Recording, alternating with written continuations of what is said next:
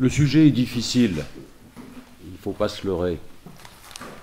Et ne connaissant pas exactement les niveaux que vous pouvez avoir dans le domaine de la philosophie politique, certains vont trouver mes propos peut-être d'une désespérante banalité, d'autres au contraire les trouveront un peu compliqués. Je vais commencer par faire une introduction sur ce qu'il y a, je dirais, à la périphérie du libéralisme, et vous verrez que, contrairement à ce qu'on pourrait penser, je n'abandonne pas le sujet, je parle exclusivement du libéralisme. En introduction, je voudrais vous livrer des propos d'Orwell, l'auteur de 1984. Et voici ce qu'il dit. Ce qu'il y a de vraiment, véritablement effrayant dans le totalitarisme, ce n'est pas qu'il commette des atrocités, mais qu'il s'attaque au concept de vérité objective. Le sentiment que le concept même de vérité objective est en passe de disparaître du monde m'effraie bien plus que les bombes. Et quand la notion même de vérité objective est en passe de disparaître de notre monde, ce ne sont pas seulement les conditions de la vérité qui sont sapées, ce sont aussi celles de la liberté. Dans le passé, chaque tyrannie finissait tôt ou tard par être renversée, ou du moins par rencontrer des résistances grâce à la nature humaine, dont tout le monde disait qu'elle était immuable. Immanquablement, cette nature humaine est prise de liberté. Mais nous n'avons absolument aucune certitude que la nature humaine soit invariable. Tout comme on peut créer une race de vaches sans cornes, peut-être est-il possible de créer une race d'hommes qui n'aspirent pas à la liberté. Je pense que ces propos sont à méditer et vous laissent penser immédiatement, le libéralisme étant pour moi un élément destructeur de toute vérité objective, comment on peut arriver à ce paradoxe apparent d'un libéralisme totalitaire? Ce qu'il est par essence, nous le verrons tout à l'heure.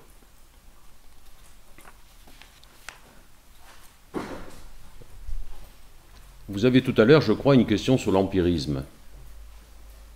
L'empirisme nous commande une chose permanente, c'est le retour au réel. Analyser le réel en permanence. Et la première analyse, c'est de savoir dans quel monde nous sommes. Et ne pas se contenter, je dirais, de visions passéistes qui permettent quelquefois des réflexes et des stratégies qui sont totalement impertinentes parce qu'elles ne sont plus adaptées à la réalité du monde. Or, le monde dans lequel nous sommes a changé de manière considérable et je défends cette idée qu'il est véritablement nouveau dans l'histoire des hommes.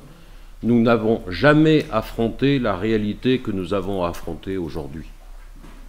Ce qui nous commande, bien entendu, de réviser quelquefois nos logiciels critiques pour savoir si les stratégies que nous développons sont bien en rapport avec la réalité à laquelle nous avons affaire. L'idée que je défends et que je répète un peu en permanence, c'est vrai, vous me le pardonnerez pour ceux qui l'ont déjà entendu, est la suivante. La modernité est morte. Mettez-vous bien ça en tête, la modernité est morte. Or, trop souvent, nous avons encore des réflexes, je dirais, de défense de la tradition contre la modernité. Mais cette modernité n'existe plus. Et je vais vous dire immédiatement pourquoi. Être moderne, c'est assumer, vous le savez, une volonté de rupture avec les traditions. Le sujet est l'unique point d'appui qui demeure, qui est l'unique foyer de normativité qui s'impose. En étant moderne, vous récusez toute la transcendance. Les traditions, la religion, la nature.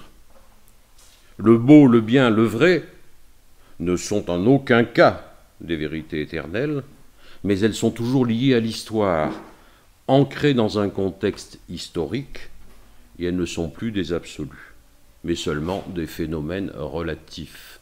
Vous voyez à quel point, à partir de ce moment-là, et c'est très post-moderne, la sociologie remplace la philosophie. La sociologie qui est l'étude de la condition des apparitions de certaines vérités dans des sociétés, mais qui sont bien entendu des vérités toujours relatives, une société suivante pouvant parfaitement les effacer, les remplacer par d'autres. On ne fera pas la genèse de la modernité, on n'a pas le temps. Mais la modernité est de tout temps. La modernité a toujours accompagné la tradition. Bien sûr, il y a un moment, notamment avec la philosophie des Lumières, où les éléments fondateurs essentiels de la modernité ont pris le pas sur la tradition. Mais la modernité de tout temps, c'est une révolte, la modernité, et une révolte qui est de tout temps. Vous en voulez quelques exemples. Alcidamas, au 5e siècle après Jésus-Christ, évoque déjà l'idée du contrat social. En 450 après Jésus-Christ, lorsque Sophocle met dans la bouche d'Antigone cette phrase extraordinaire qui résume toute la transcendance, « Ne pas enterrer mon frère, c'est ébranler l'ordre du monde ». C'est ébranler l'ordre du monde, ça veut dire qu'il y a un ordre du monde qui nous dépasse. Et au même moment, même époque, Protagoras lance la formule de la modernité, l'homme est la mesure de toute chose. Ça cohabite. Plus tard, par la suite, Pic de la Mirandole, on est vers 1486, Pic de la Mirandole, celui dont on disait qu'il était le dernier à maîtriser, posséder toutes les connaissances de son temps, dans un discours sur la dignité humaine, développe l'idéologie du gender. Il dit ceci, l'homme est la seule créature que Dieu a voulu sans nature, et la nature de l'homme, c'est de faire sa propre nature. Que c'est moderne, post-moderne même. Vous avez là la racine de toute l'idéologie du gender. Autrement dit, ce qu'il faut retenir, c'est que la modernité cohabite toujours avec la tradition. Vous voulez une définition de la modernité? Je la prends chez Hannah Arendt et je vous demande de la retenir parce que vous allez voir à quel point la postmodernité l'a détruite. C'est un marqueur. La modernité, c'est l'assomption de la volonté humaine et le primat de cette volonté sur l'ordre naturel et la tradition. C'est ce volontarisme qui nourrit le contractualisme. Vous avez déjà là beaucoup d'éléments du libéralisme et d'éléments de la postmodernité. L'assomption de la volonté humaine. Ma volonté prime sur le réel. La modernité va se casser la gueule, pour parler vulgairement, pour une raison très simple. C'est qu'en réalité, elle est incapable de tenir les deux bouts de la chaîne. Parce que quelle était l'idéologie de la modernité? Il fallait, dans un même mouvement, rendre l'individu autonome, c'est-à-dire l'arracher à toutes ses traditions, ses enracinements, etc., et en même temps le réunir par la suite de manière hétéronome sous l'emprise de la raison, d'une raison bien entendu dégagée de tout lien avec le religieux.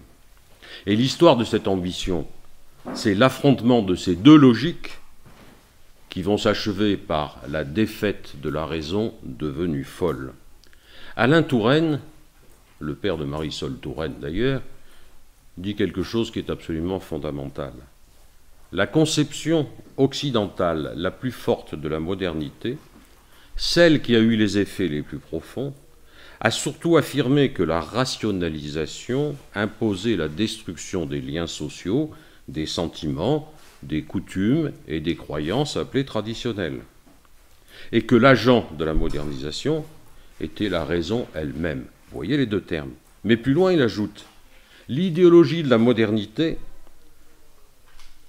tandis qu'elle est forte quand elle reste critique, anime les luttes contre les sociétés traditionnelles plutôt qu'elle n'éclaire les mécanismes de fonctionnement d'une société nouvelle. Force de dissolution de l'ordre ancien plutôt que de construction d'un ordre nouveau. » Autrement dit, vous allez comprendre pourquoi la modernité fonctionnant comme un chancre sur le cadavre des traditions, va disparaître en même temps que la tradition. À partir du moment où les réserves de tradition sont mortes, ce qui est la période actuelle, la modernité inévitablement meurt avec. Peggy l'avait très bien dit d'ailleurs. Il avait dit la modernité est un parasite. En réalité, avec un aplomb imperturbable, le monde moderne vit presque entièrement sur les humanités passées qu'il méprise et feint d'ignorer.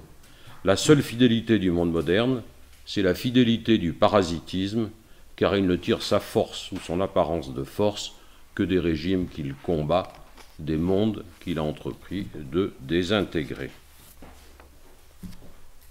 Donc, tradition et modernité, ce que l'on appelle une dyade insécable, c'est-à-dire deux éléments qui sont inséparables, les deux sont morts. Nous sommes actuellement orphelins de la tradition et de la modernité. Alors par quoi c'est remplacé? Eh bien c'est remplacé par ce qu'on va appeler la post-modernité. Une post-modernité qui a peu de contenu, qui elle aussi est extrêmement négative et qui est post uniquement parce qu'elle vient après la modernité. Mais c'est tout.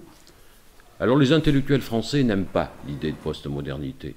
On les trouve beaucoup plus facilement dans la sociologie anglo-saxonne, canadienne en particulier, parce que les intellectuels français, parler de postmodernité, pour eux, c'est un peu rompre avec la philosophie des Lumières. Et ça, ils n'aiment pas beaucoup ça. Et ils vont, d'une certaine manière, s'insérer dans un postulat continuiste, la postmodernité n'étant d'une certaine manière qu'un saut quantitatif par rapport à la modernité.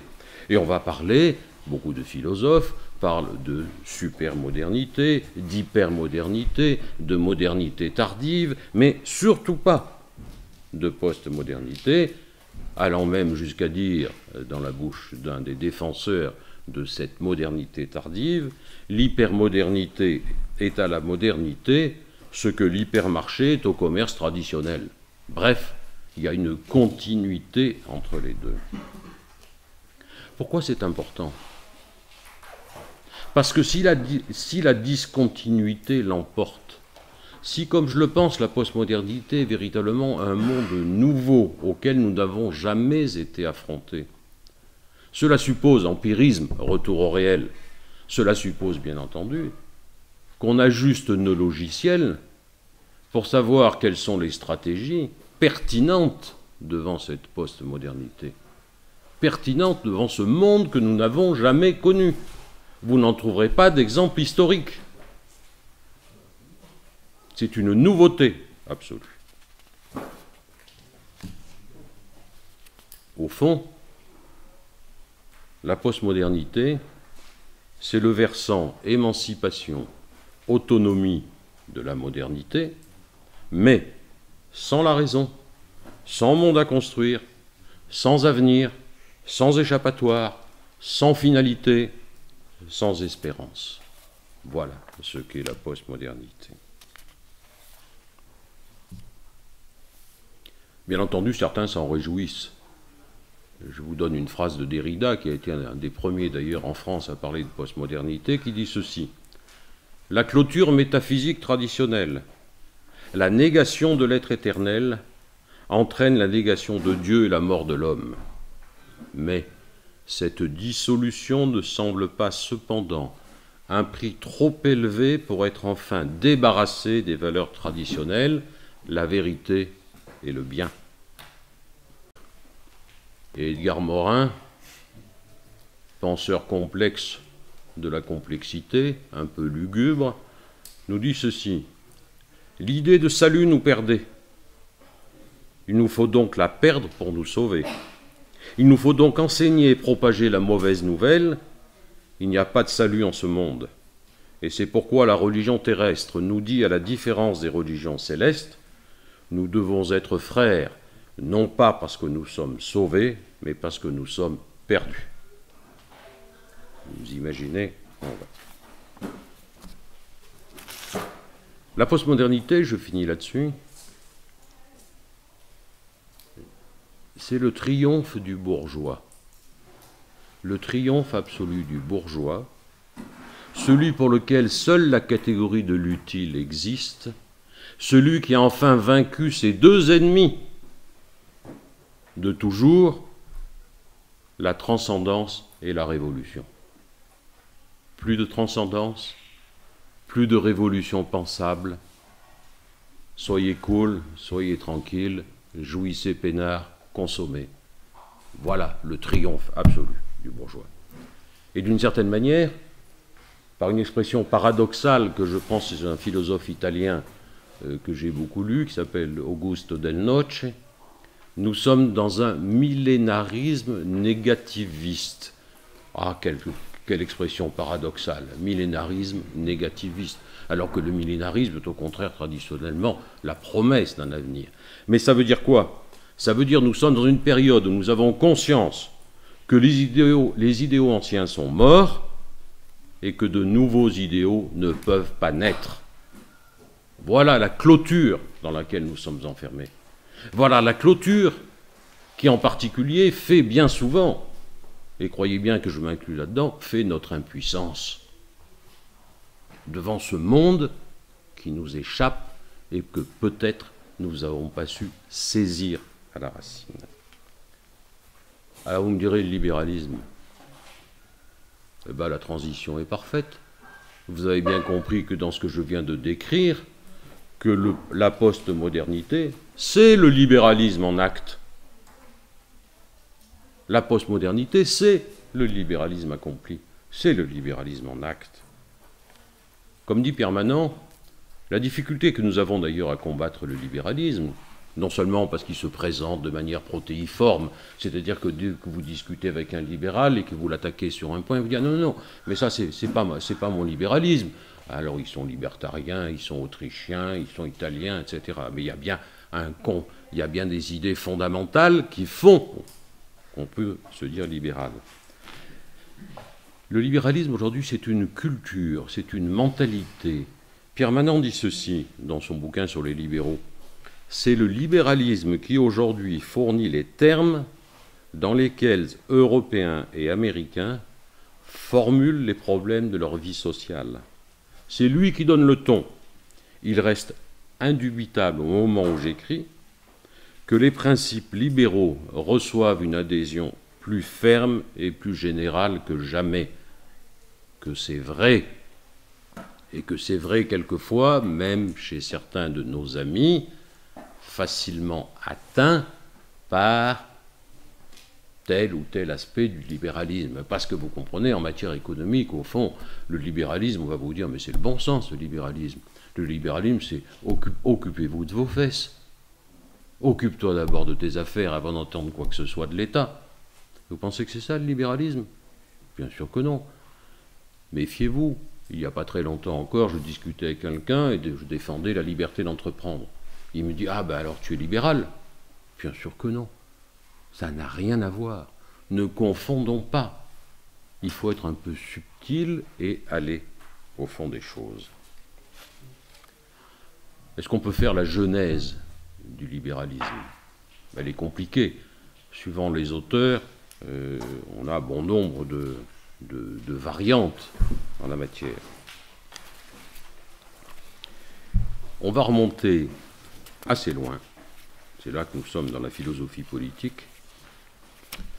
On va remonter à ce que l'on appelle le nominalisme. Le nominalisme, retenez bien cela, est la grande rupture épistémologique de l'histoire de l'Occident.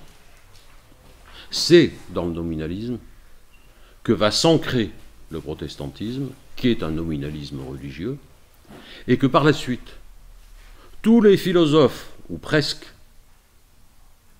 Descartes, Kant, etc., sont nominalistes. Et le nominalisme, vous allez le voir, il a une caractéristique particulière que je vous demande de retenir immédiatement, c'est la destruction de l'idée de bien commun. La destruction de l'idée de bien commun. Alors l'ébranlement. L'ébranlement, c'est Guillaume d'Occam. C'est un nom que vous ne connaissez peut-être pas, Occam, qu'on écrit au CKAM ou au de CAM, ça varie suivant les orthographes, qui était un moine franciscain du XIVe siècle.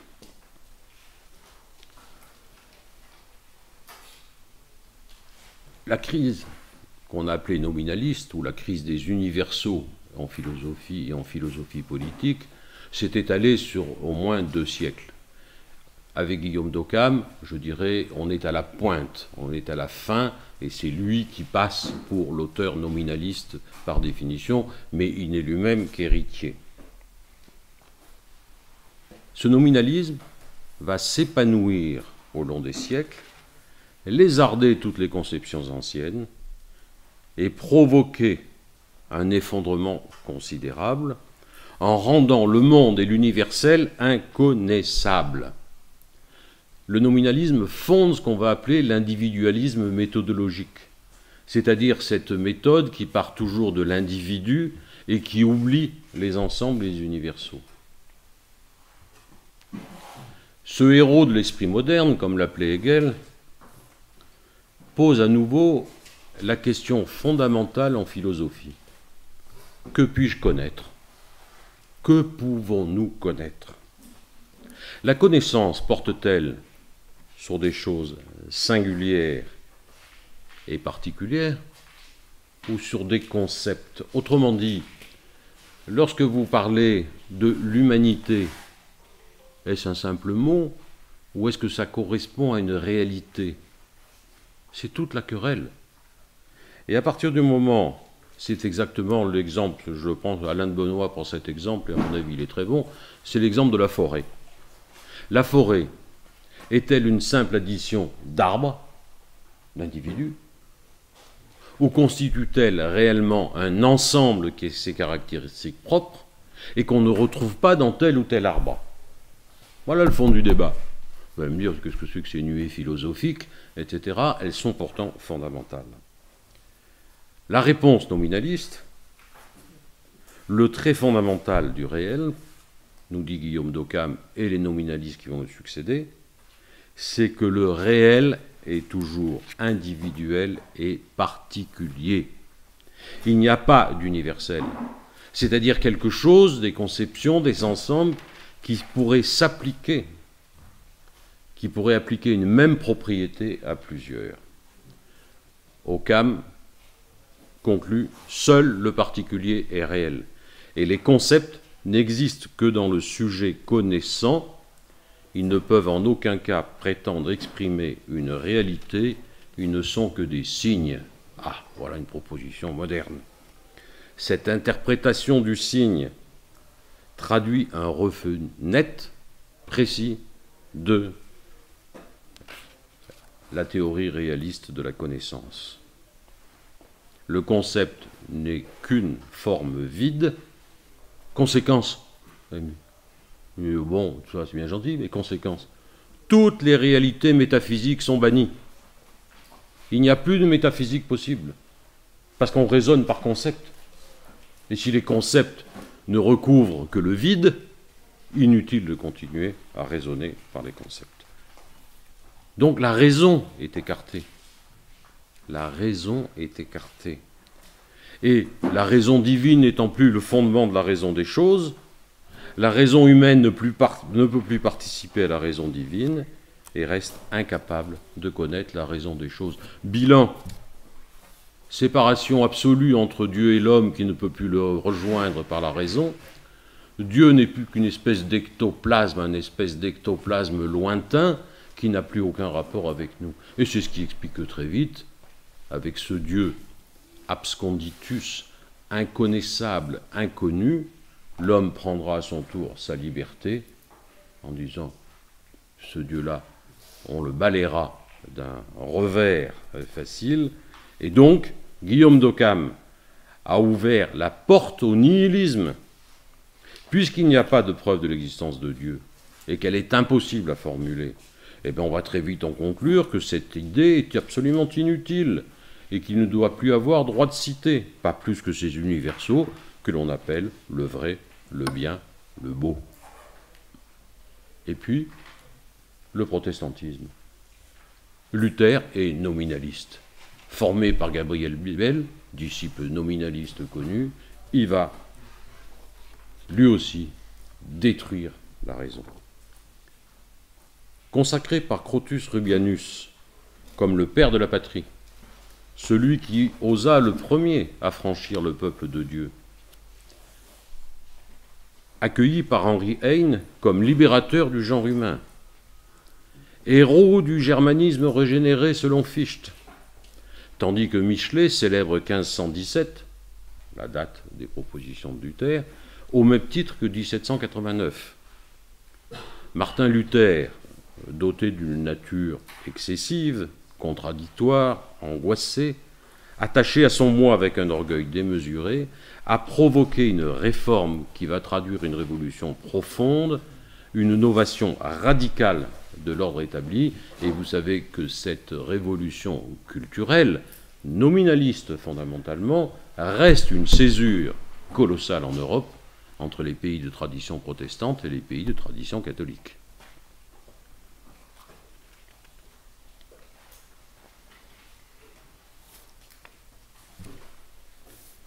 Qu'est-ce qu'il faut retenir chez Luther? Je passe très rapidement, hein. Vous allez voir les caractères nominalistes. 1.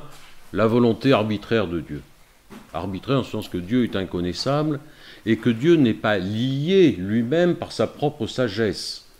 D'ailleurs, Guillaume d'Occam était même allé jusqu'à dire qu'au fond, Dieu aurait pu vouloir que nous soyons méchants, Dieu peut vouloir des choses éventuellement épouvantables, c'est sa volonté, il est libre, il n'est pas lié par la raison, par sa sagesse. Il est absolument libre. Volontarisme absolu. Arbitraire. Toute puissance de la grâce, puisque, si vous voulez, Luther ayant détruit la raison, qu'est-ce qui peut sauver l'homme? La grâce qui lui est appliquée, point final. Corruption originelle totale, ne faites pas d'erreur là-dessus lorsque on parle des différences entre le protestantisme et le catholicisme. Beaucoup de gens vous répondent immédiatement c'est ce qui concerne la Vierge, rien à voir, rien du tout. Le protestantisme au départ est un pessimisme absolu. Pessimisme absolu, la nature humaine elle a tellement été abîmée par le péché originel qu'elle n'est plus capable d'un acte bon. Voilà la différence fondamentale. Et vous voyez à quel point les deux religions sont éloignées en fait l'une de l'autre. Luther va exclure de la foi toute valeur objective réelle, toute efficacité pratique, puisque ni l'intelligence ni l'activité de l'homme n'y ont la moindre part. Le nominalisme et Luther, c'est la défaite de la raison. Et ce sont bien entendu les révolutions nominalistes et protestantes qui assurent la naissance de l'individu et forment la matrice des idées qui, peu à peu, coagulées entre elles, vont exprimer les éléments fondamentaux de la philosophie libérale. Invention de la société, contrat social, nouveau droit naturel, liberté de conscience, droit de l'homme et règne sans partage de l'économie. Tout est logé là. Les fondateurs. Qui? Les libéraux divergent à l'égard des fondateurs. Et en particulier, beaucoup éliminent Machiavel. Je suis là-dessus Pierre Manant, et je pense que Machiavel est une pierre importante dans le libéralisme. Loin de moi, bien sûr, l'idée de faire de Machiavel un auteur libéral. Ça paraîtrait absurde, et ça le serait. Mais, quel est le problème posé par Machiavel? Et quelle est la révolution Machiavel? La révolution Machiavel, c'est d'ailleurs le titre d'un livre de Godotti, qui n'est pas très vieux, et qui prête aux Florentins une influence considérable, en l'appelant même l'Ulysse de la politique. Avec Machiavel, nous sommes plongés dans une histoire difficile, qui est l'histoire de Florence. Laurent le Magnifique est mort en 1492. Vous savez que les Médicis, après une brève éclipse, qui est l'éclipse de Savonarole, de ce fou furieux, seront au pouvoir entre 1434 et 1537. Et lorsque Machiavel commence sa vie politique en 1498, la cité se relève à peine de ce grotesque et sanglant épisode de Savonarole. C'est le retour de la République. Et Savonarola va se mettre au service de la République. Il va la servir fidèlement pendant 14 ans de mission diplomatique, période dans laquelle il écrira Images des choses d'Allemagne et Images des choses de France. En 1512, retour des Médicis.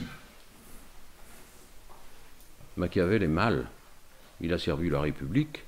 Ça lui vaudra d'ailleurs quelques coups d'estrapade, puis la prison, qui seront d'une certaine manière le cadeau d'entrée que font les Médicis au malheureux Machiavel. Machiavel est un pauvre type, en réalité, qui flagorne le pouvoir, qui souhaite absolument être reconnu par les Médicis comme un penseur et comme un conseiller philosophique et politique. Mais les Médicis l'ignorent. Et Nicolas passe ses journées en compagnie des soldats et des filles de tripot. Et le soir, il entre dans son cabinet, revêt ses habits de cour et entre dans les anciennes cours des hommes de l'Antiquité. Il est fasciné par l'Antiquité. C'est là qu'il écrit Le Prince et son discours sur la première décade de Tite-Live, qu'il adresse, bien entendu, à Laurent de Médicis. Ce Prince, livre connu, dont on prétend que beaucoup de politiques en faisaient leur livre de chevet, de Gaulle en particulier, qui va traverser les siècles. La philosophie de Machiavel, la philosophie du Prince, est naturellement frappée d'un pessimisme sans faille, à partir duquel il va élaborer les recettes de la conquête et de la conservation de l'État. Un prince, dit-il, qui veut faire de grandes choses, doit apprendre à tromper.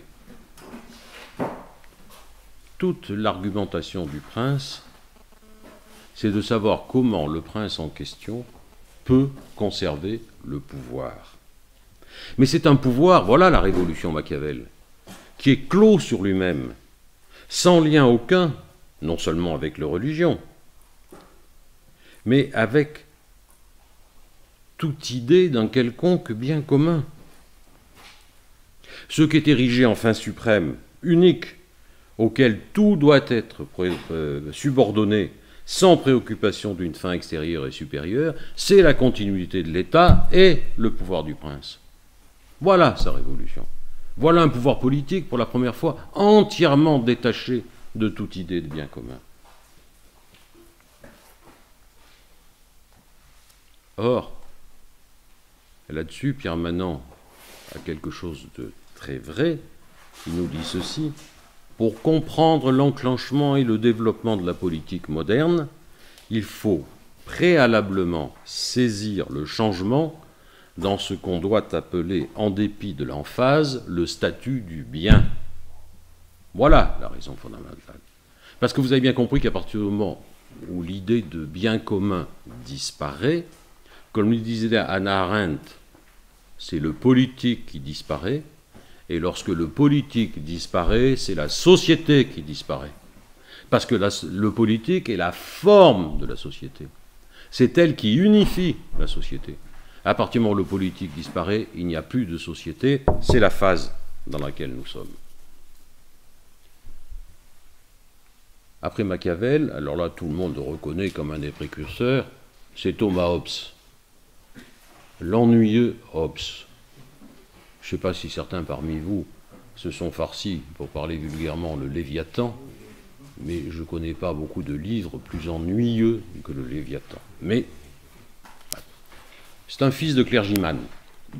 C'est vrai qu'ils sont tous nominalistes et ils sont tous protestants. Fils de clergyman, né en 1588 à Malmesbury. C'est un homme torturé au caractère un peu particulier, qui va d'ailleurs être l'objet d'un certain nombre de lectures contradictoires dans un certain nombre de cas, s'il y en a que ça intéresse, dans un livre, Anna Erla, H-E-R-L-A, on fait la recension dans un livre qui s'appelle Hobbes, ou le déclin du royaume des ténèbres. Le Léviathan, avant d'être un livre politique, c'est un livre théologique, de part en part. D'ailleurs, son sous-titre, c'est « Matière, forme et puissance de l'État chrétien et civil ». Alors c'est là que je vous dis c'est ennuyeux. Hobbes est nominaliste. Nominaliste à tel point que Leibniz, en parlant de lui, le nommait plus quam nominaliste. le plus nominaliste que l'on connaisse. C'était le champion du nominalisme, s'il doit y en avoir. Donc chez lui, la méthode est constructiviste, artificialiste, car, c'est Jacques Chevalier qui le souligne, pour Hobbes, en bon nominaliste, par la raison, nous ne concluons à rien du tout touchant à la nature des choses, mais seulement touchant leurs appellations, leurs noms, le nominalisme. On y revient toujours. Il n'y a aucune doctrine recevable et authentique touchant le juste et l'injuste, le bien et le mal. Pour Hobbes, pessimiste, calviniste et donc radical, l'amour-propre et l'intérêt constituent l'unique principe de nos actions. On voit se pointer là un des éléments qui sera un des éléments de l'économie libérale. Cet égoïsme est le seul moteur de nos actes. Mais alors, si les individus égoïstes, qui sont, vous connaissez la formule de Hobbes, des loups pour l'homme, si on les laisse faire, qu'est-ce qui va se passer? Ils vont s'entretuer, il y aura la guerre.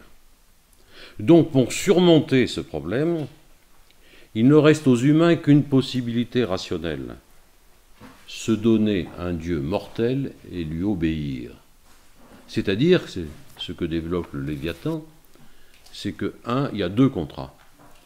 Un contrat social, pour éviter que les loups s'entre-dévorent et s'entretuent, il faut bien qu'ils concluent un accord.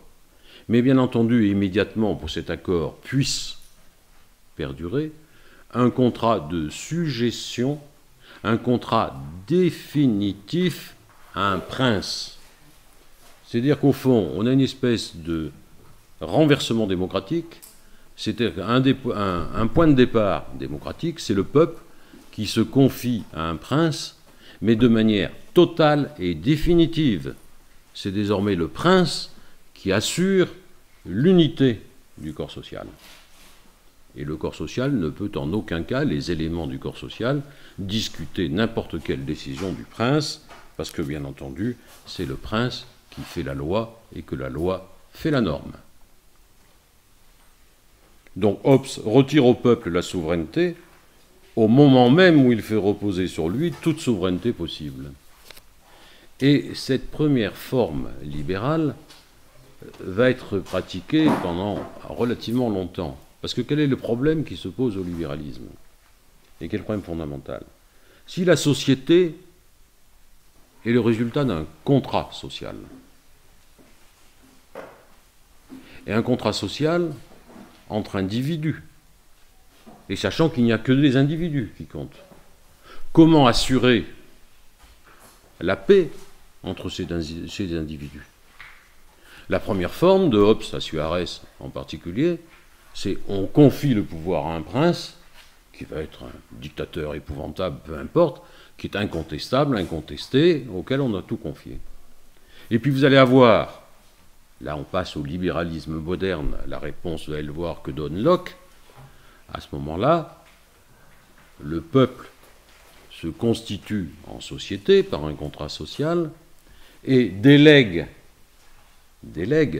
à certains le pouvoir politique, mais les délégataires sont responsables, les délégués sont responsables devant les délégataires.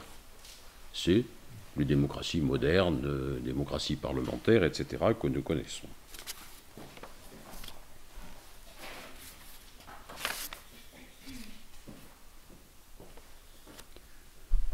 J'ai évoqué le contrat social.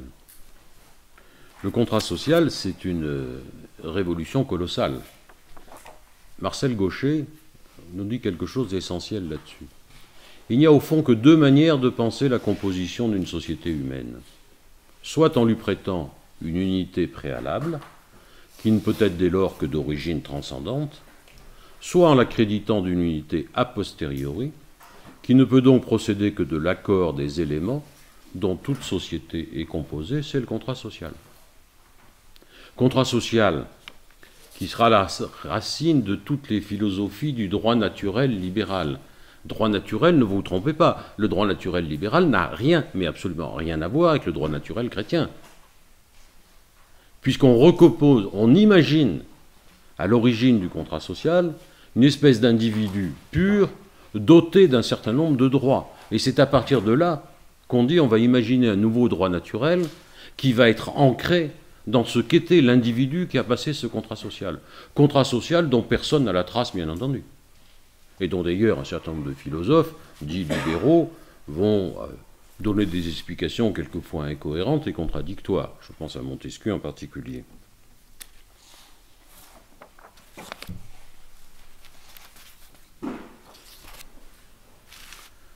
John Locke. Ah, voilà quelqu'un dans la pensée libérale. John Locke, il est inévitable, celui-là. Il avait d'ailleurs une influence considérable sur Voltaire. Vous savez, lorsqu'on dit que les idées anglaises nous ont envahis, Voltaire en était l'instrument, et Locke à travers lui. Avec lui, tout change. Le point de départ reste toujours le même.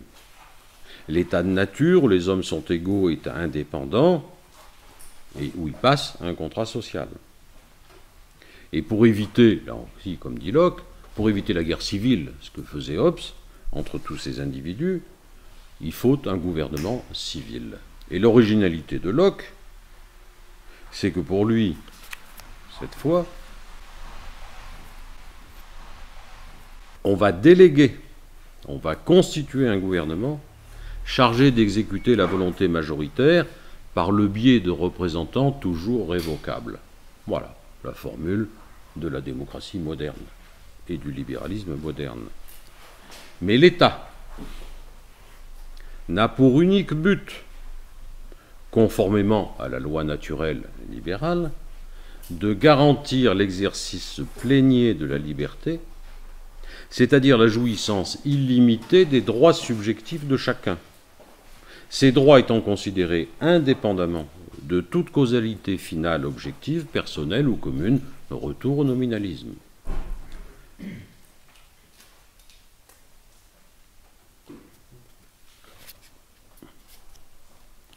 Deuxième originalité de Locke.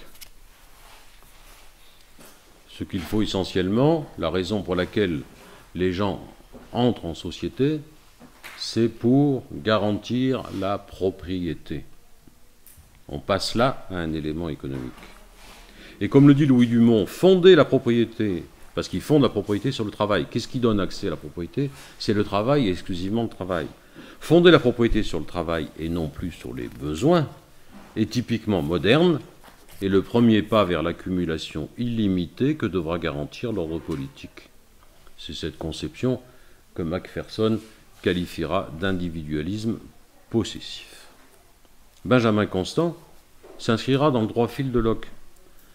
En fait d'opinion, de croyance, de lumière, il y aura neutralité complète de la part du gouvernement. Il n'appartient plus au pouvoir d'impulser une quelconque finalité collective, et à ceux qui souligneront les risques de dissolution et d'anarchie, voici la réponse de Constant. La prétendue anarchie morale que vous dénoncez n'est en réalité que l'état naturel, désirable, heureux, d'une société dans laquelle chacun, suivant ses lumières, sa disposition d'esprit, ses loisirs, croit ou examine, conserve ou améliore, fait en un mot usage libre et indépendant de ses facultés. Vous avez bien compris au passage que la nouvelle liberté qui est définie est une liberté purement négative, ne pas être empêché de. Et voilà une révolution considérable par rapport aux définitions classiques de la liberté aussi bien grecque que chrétienne. La liberté grecque, comme la liberté chrétienne, est, si on peut le dire, une liberté d'accomplissement. Une liberté d'accomplissement qui consiste, mon existence doit consister d'une certaine manière à accomplir mon essence. Ce que je suis devient ce que tu es. La formule, c'est celle-là. La liberté des modernes est une liberté d'indétermination. Je fais ce que je veux. Et je ne suis plus lié par quoi que ce soit. Et je ne veux pas être empêché d'eux, voilà ma liberté. Voilà encore une révolution extraordinaire.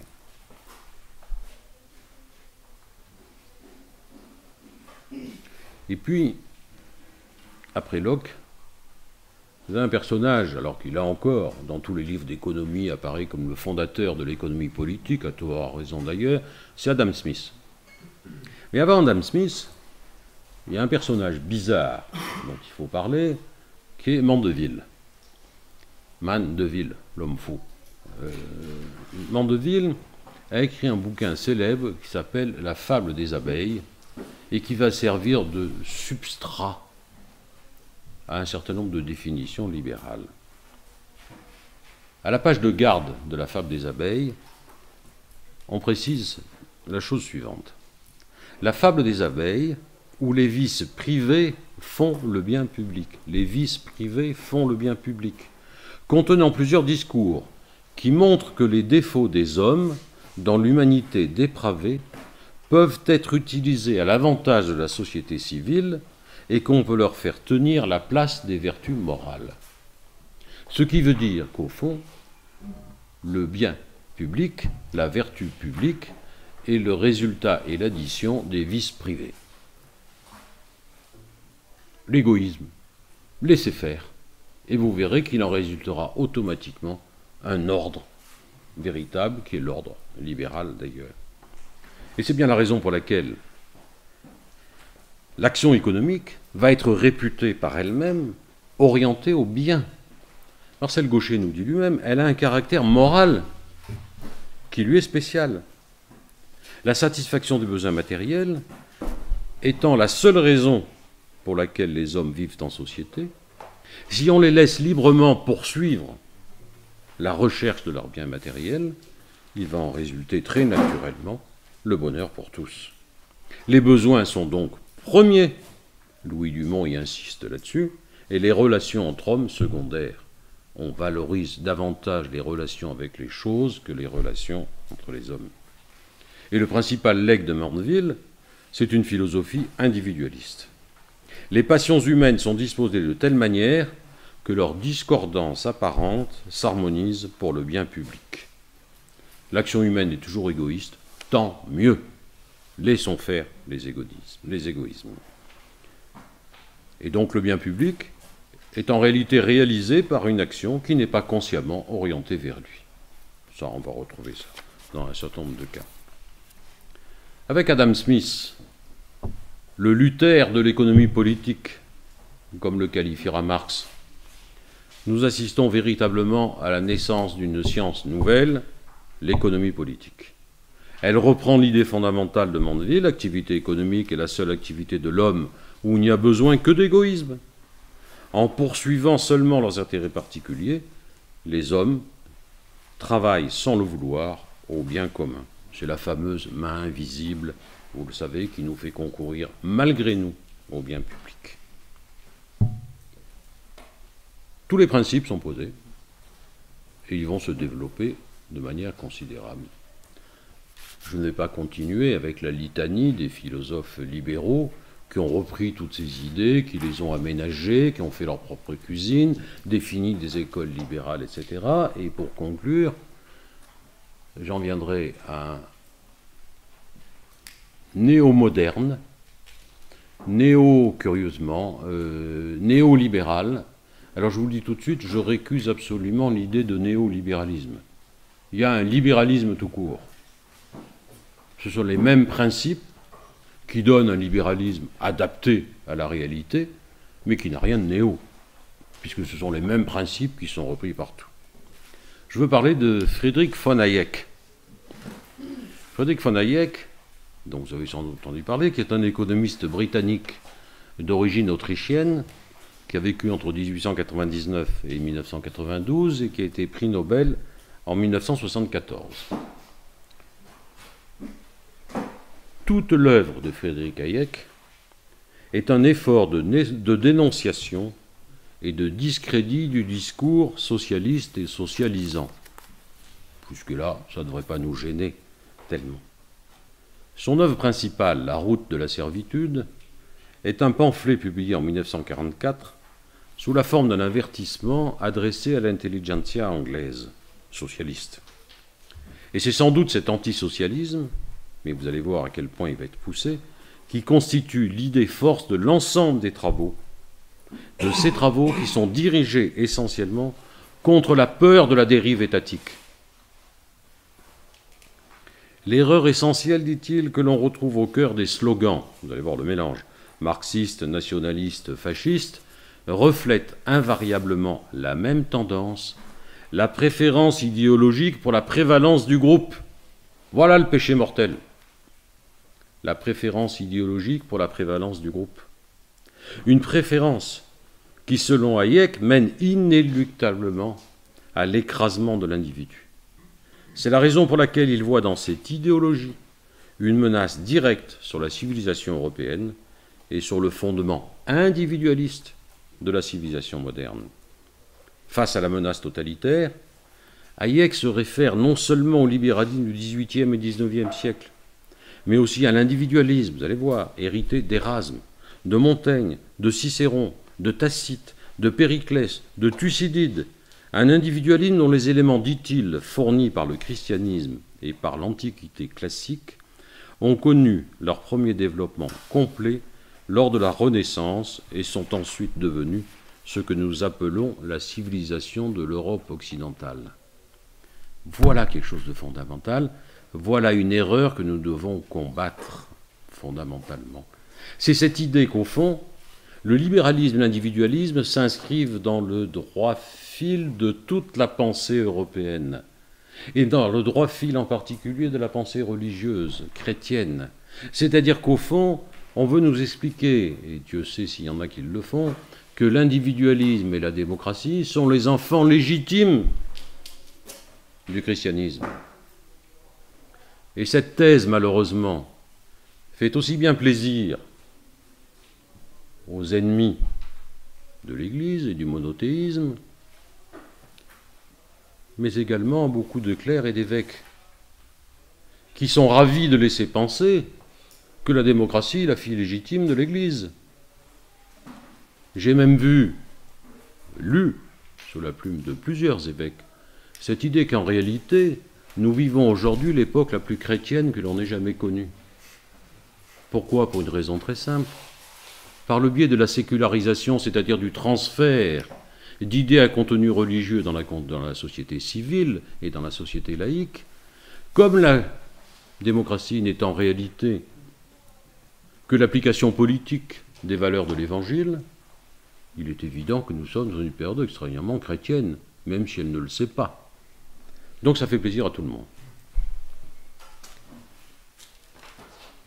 La différence d'Hayek par rapport aux Lumières,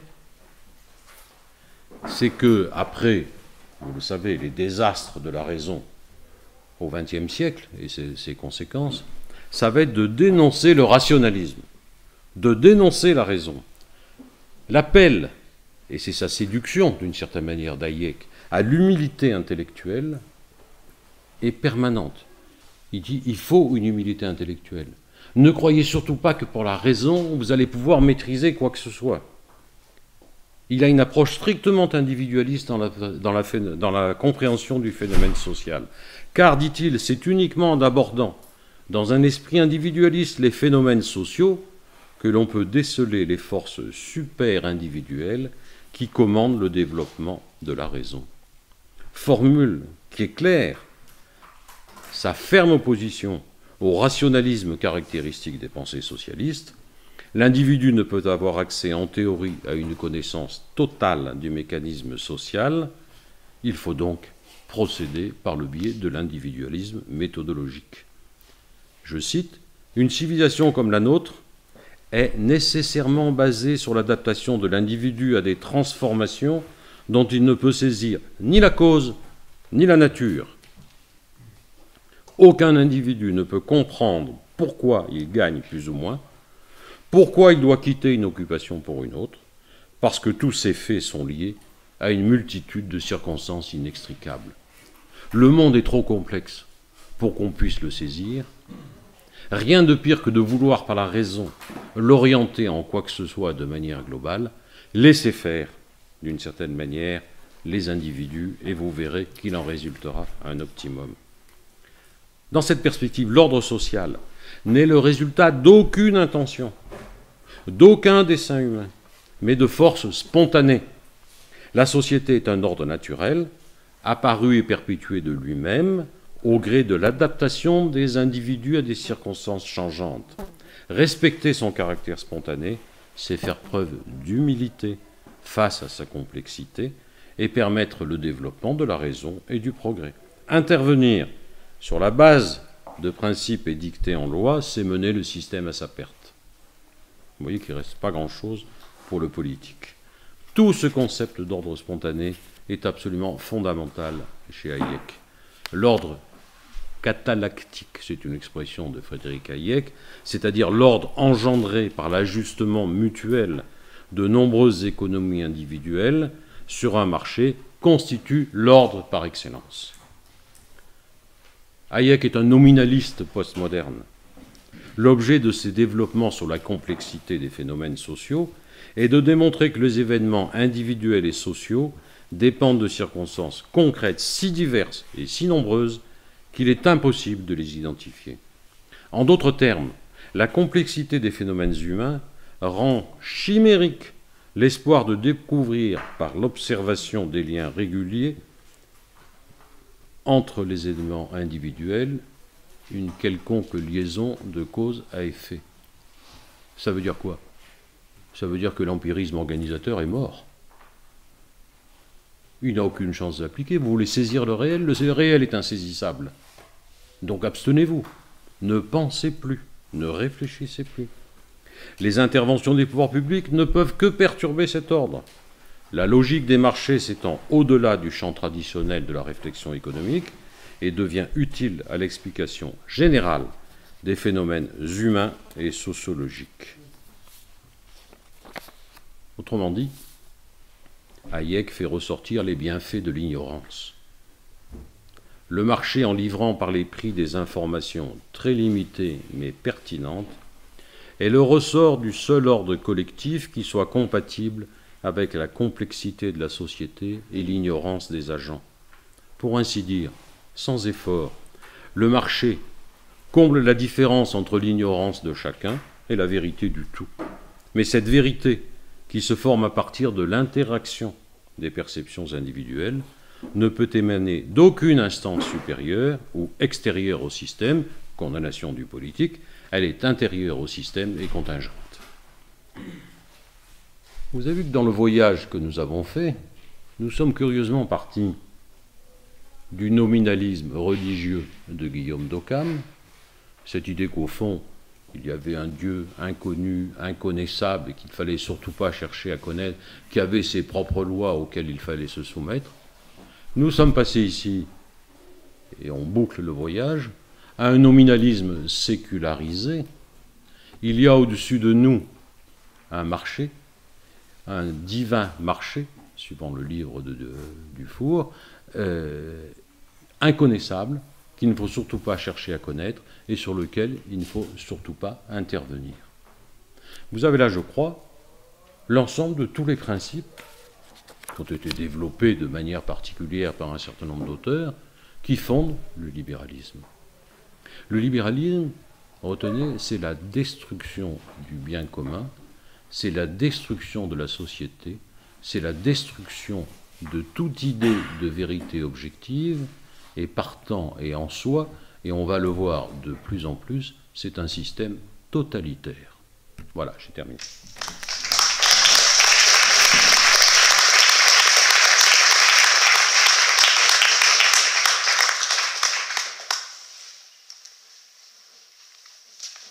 Parce que... Est-ce que l'ordre spontané est l'idée invoquée donc, par Hayek, c'est pas une notation de la main invisible, ou c'est une interprétation erronée? Moi, je sais pas si c'est ça. Alors, sur la question de l'ordre catalactique que vous avez chez Hayek, ça pose un problème absolument fondamental. Le problème est le suivant, et je prends ça chez un écrivain qui se dit catastrophiste éclairé. Catastrophiste éclairé, c'est une définition que je reprends et qui me va très bien, vous allez voir pourquoi. Parce que c'est celle qui consiste à penser que ne pas croire que la catastrophe est non seulement probable mais certaine, c'est la rendre absolument inévitable. L'ordre économique catalactique, qui est une réalité d'une certaine manière. Il y a bel et bien un ordre qui se produit.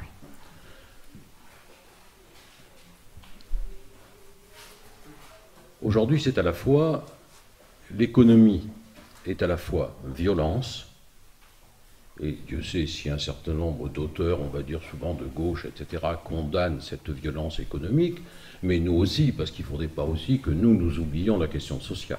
On l'oublie trop souvent. Et en même temps, c'est incontestablement un ordre qui maintient, d'une certaine manière, une réalité qui maintient un ordre social. C'est vrai. Et que la rupture, la crainte de la rupture de cet ordre social, de cet ordre catalactique, d'une certaine manière, fait craindre à beaucoup des révolutions épouvantables. C'est vrai. Et la question indirecte que vous posez, si on conteste cet ordre, nous sommes au fond aujourd'hui à la croisée des chemins.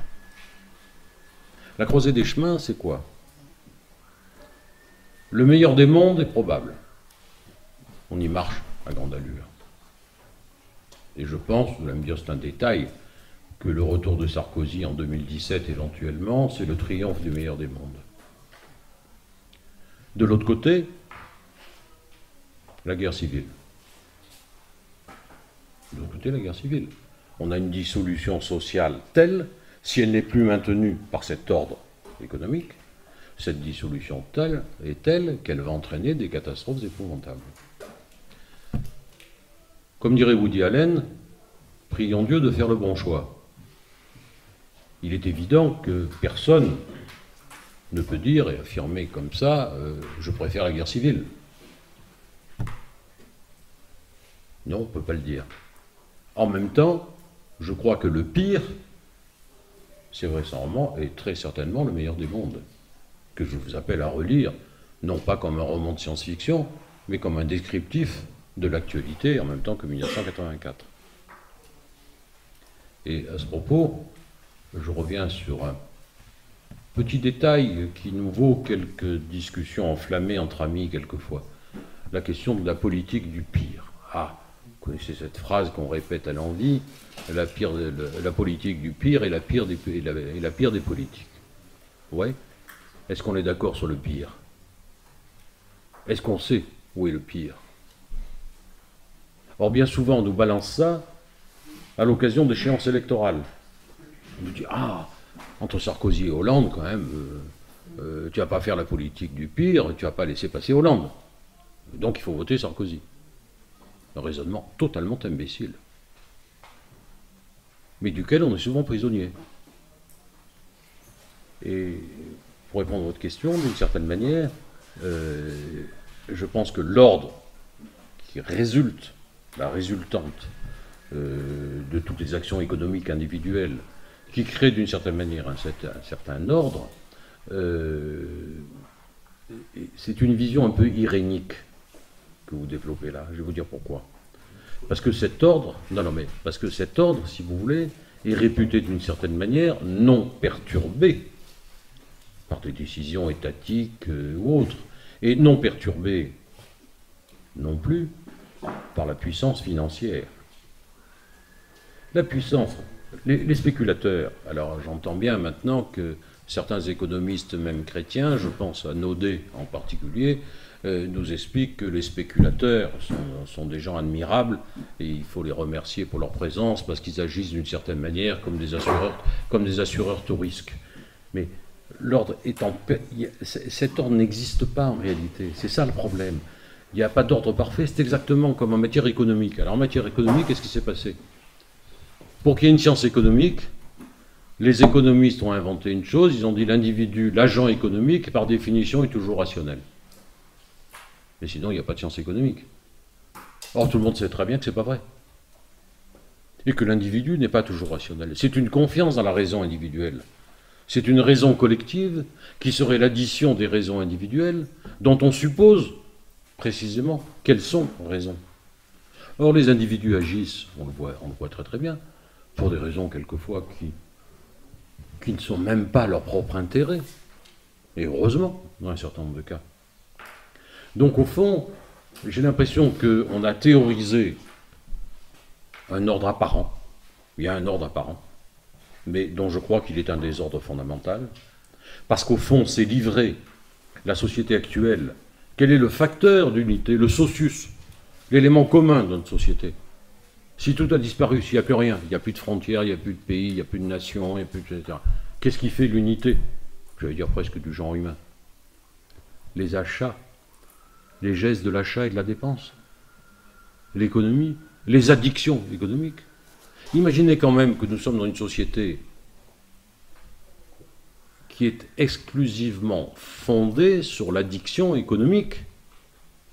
C'est-à-dire que l'adage antique de la sagesse, celui qui consiste à dire « j'ai assez », j'en veux pas plus, j'ai assez. Si tout le monde se mettait à raisonner comme ça, mais la société meurt, l'économie meurt, il faut le savoir, puisque la consommation c'est 2/3 du PIB en France. Si les gens ne consommaient plus, disaient « j'ai assez », tout s'arrête, tout meurt.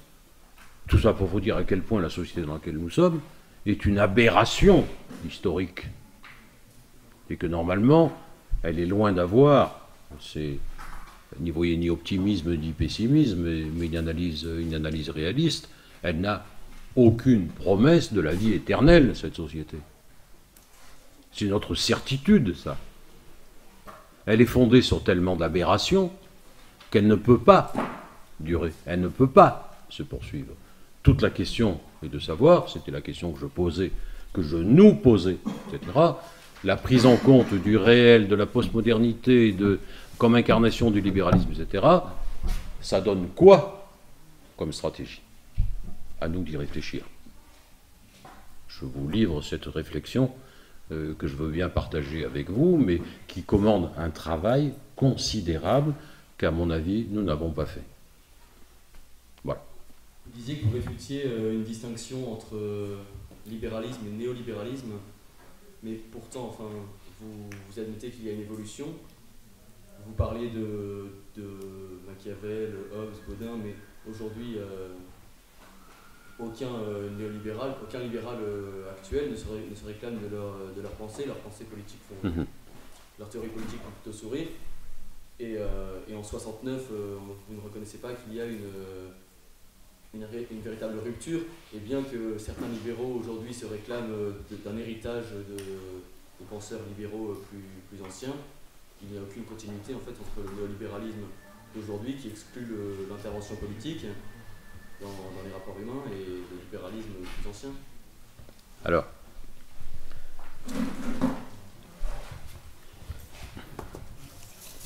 effectivement, je récuse l'analyse du l'idée de néolibéralisme. Pourquoi? Quelle est l'essence du libéralisme? Et la difficulté que nous avons à le combattre, d'ailleurs, c'est que, d'une certaine manière, c'est un conservatisme révolutionnaire. Conservatisme révolutionnaire. Ce n'est pas un paradoxe. C'est-à-dire que c'est un conservatisme au sens que les principes fondamentaux sont toujours les mêmes. Lorsque je dis que Hayek, d'une certaine manière, est un nominaliste postmoderne, sans racines, oui, les racines jouent. Alors, mais après, c'est la force du libéralisme. Il s'adapte. Il s'adapte à tout. Il s'adapte complètement. Il n'y a pas de problème. Puisqu'il n'a pas, d'une certaine manière, en dehors de ces principes qui consistent à reconnaître l'individualisme méthodologique, c'est-à-dire l'individu comme premier et la défense des libertés de l'individu comme l'emportant toujours sur celle du collectif, il n'a pas de problème à s'adapter. C'est en ce sens-là qu'il est révolutionnaire, le libéralisme. Et je dis conservatisme parce que les principes sont toujours les mêmes. En quelle année vous situeriez dans ce cas-là, enfin à quelle époque situeriez-vous l'avènement de la liberté moderne de Constant?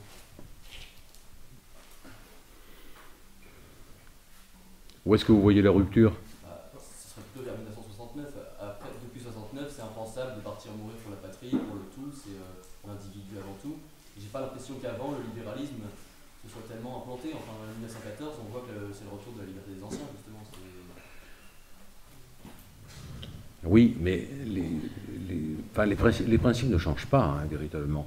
Ce qu'on a vécu comme adaptation, je vous renvoie au livre de Karl Polanyi, qui est La Grande Transformation, qui est à mon avis un livre absolument essentiel à lire.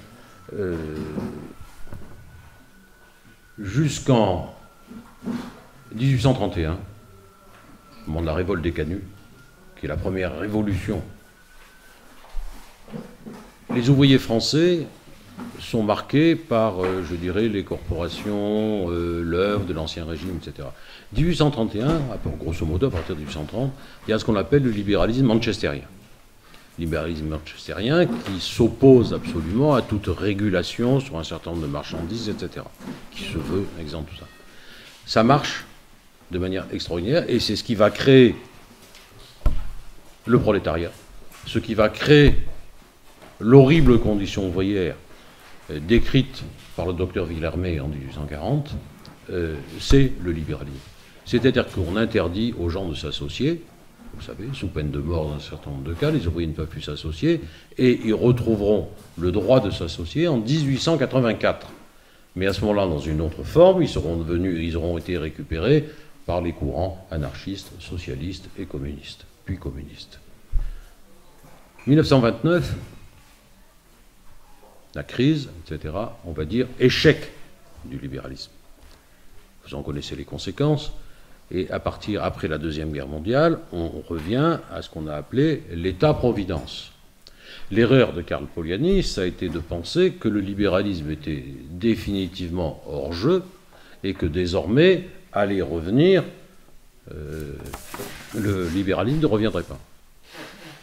À partir des années 70, 80, c'est là qu'il y a une rupture apparente, effectivement. Le libéralisme, que ce soit chez Bush, Thatcher, etc., Margaret Thatcher avait une formule nominaliste extraordinaire. Elle disait « la société n'existe pas ». Voilà, nominaliste. La société n'existe pas. On retrouve les mêmes principes. Margaret Thatcher est entièrement libérale. On va dire « oui, mais néo, elle a... » néo, pourquoi? Parce que l'environnement économique a changé, en particulier le mondialisme. Le mondialisme n'existait pas, était impensable, bon, même s'il était projeté par certains, mais la réalité du mondialisme était impensable dans les années 60 encore. Personne n'y croyait vraiment, etc. Donc là, on détruit les frontières, on a une économie qui s'est affranchie non seulement depuis le 19e, de la morale, de la politique, etc., et on a désormais une finance qui s'est affranchie de l'économie. Et la crise qui est devant nous, je dis bien la crise qui est devant nous, est celle d'une finance qui, depuis 2007, s'est renforcée de manière considérable. En 2007, les politiques avaient la main pour reprendre le pouvoir. Ils n'ont pas voulu. Ils n'ont pas voulu le faire, donc on passe à la phase actuelle. Et comme on a répondu à la crise de 2007-2008 par tous les éléments qu'il avait causés et qu'on n'a fait que renforcer, pas besoin d'être devin pour dire que la prochaine crise financière est devant nous. Là aussi, il faut qu'on y songe pour savoir comment on va l'aborder. Un élément de la postmodernité sur lequel, qui est un marqueur de la rupture. Je vous le donne, celui-là. Je dis, définition de la modernité par Hannah Arendt, l'assomption de la volonté. Or, aujourd'hui, quel est le discours postmoderne? C'est le discours de la fatalité qui revient. Nous n'avons pas le choix. Il n'y a pas d'alternative. Tina, ce qui est repris souvent par beaucoup de libéraux, il n'y a pas d'autre solution. Donc, soumettez-vous à l'ordre du monde actuel. Il n'y en a pas d'autre possible. Et les autres possibles que vous allez avancer sont source de guerre civile. Donc, pour assurer la paix, ne réfléchissez plus, ne pensez plus, laissez-vous faire.